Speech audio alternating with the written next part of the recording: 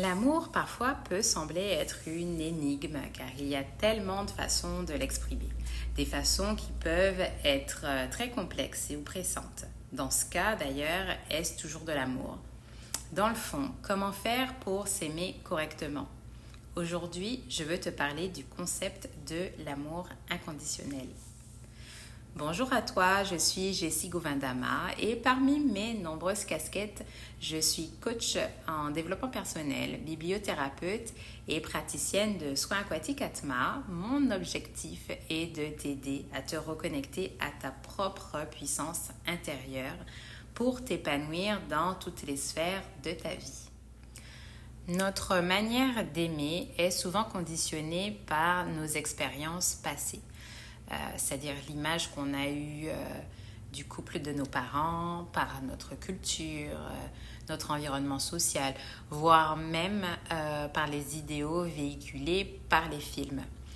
Tout ce qui a façonné en fait notre enfance a laissé une empreinte sur notre conception de l'amour et sur la façon dont nous le manifestons dans nos relations. Il est donc possible qu'à l'âge adulte, notre façon d'aimer soit davantage influencée par des normes sociales et nos propres blessures plutôt que par les battements sincères de notre cœur. Alors, l'amour inconditionnel, c'est un amour sans condition. Ça ne veut pas dire que nous devons tout accepter. La base de l'amour réside dans l'amour de soi-même. Cela implique le respect de nos propres besoins, de notre corps, de nos valeurs, etc. L'absence de conditions signifie que notre amour pour autrui ne dépend pas de leur conformité à nos attentes, à nos critères personnels. D'ailleurs, il est courant que les enfants croient que notre amour est basé sur leur comportement ou leur choix. De nombreux adultes continuent à faire des choix pour plaire à leurs parents, cherchant ainsi leur approbation en fait. À force, cela peut créer un besoin constant de validation externe ou de contrôle dans les relations. Mais en fait, un amour inconditionnel permet à chaque individu de se sentir pleinement libre et en sécurité pour exprimer sa véritable nature. C'est un amour qui encourage l'épanouissement personnel, contrairement à un amour conditionnel qui peut entraîner une dépendance en fait.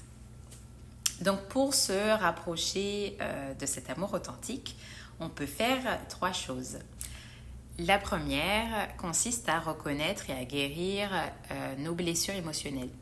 Au lieu de construire donc des barrières protectrices, nous devons nous engager dans un processus de guérison personnelle au lieu d'attendre que l'autre nous guérisse. La deuxième réside dans la compréhension profonde de soi-même. Cela implique d'identifier nos valeurs, nos besoins, nos désirs, indépendamment des attentes sociales et des influences extérieures. Et enfin, la troisième est de cultiver l'empathie et une communication authentique dans nos relations. L'empathie nous permet de comprendre les émotions et les perspectives de l'autre, tandis qu'une communication honnête et respectueuse favorise des relations épanouissantes.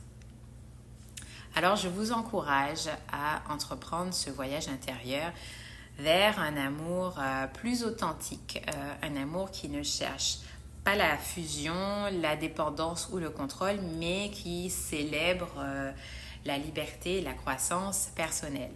Alors, je vous ai parlé de tout ça là en 5-6 minutes, mais on est d'accord que le chemin vers un amour inconditionnel, c'est un travail quotidien. Donc je vous invite à prendre chaque pas avec bienveillance et à vous permettre de grandir à votre rythme.